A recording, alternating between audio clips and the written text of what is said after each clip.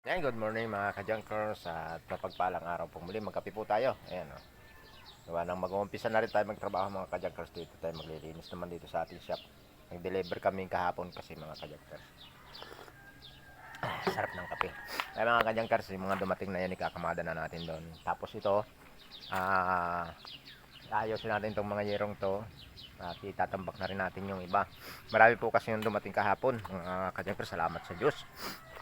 At ito yun na ipapaki namin nung kasama ko. Tsaka ito pa po yung yero na nakatambak dito. Aking ayusin na rin to. Tapos yun, tsaka yung mga bakal na nandito. Ito pong sibak, ipa-schedule na natin ito ng Lunes para mahakot na dahil masyado ng marami mga kajunkers. Ito yan. Maraming salamat po sa Diyos at sa mapagpalang biyaya ang araw na ito. May umaga pa namang kuwan ngayon.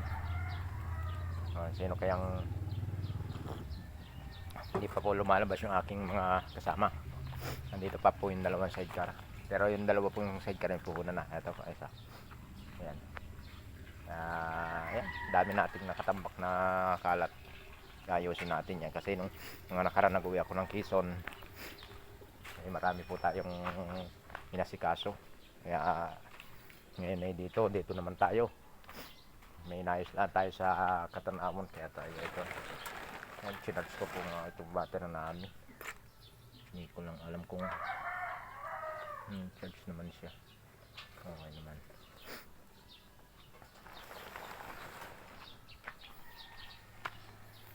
Kaya tayo lagi nang busy, lagi na tayo magsumikap para tayo ay magkaroon. Hindi yun tayo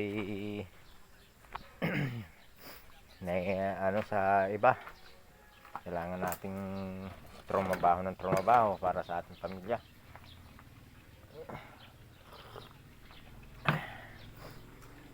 Ako lang po mag-isa dito mga guys sa shop. Yung aking pamangkin naman po ay pinabili ko ng tali ng strut kasi mga buti doon ay tatalian.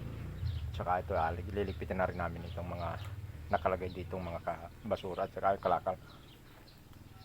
Maglilinis naman po tayo ng junk shop at talagang makalat na. Sige mga ka-junkers at paalam, maraming salamat sa inyo. Paki-like and subscribe na lang po ng aking YouTube channel. Salamat po.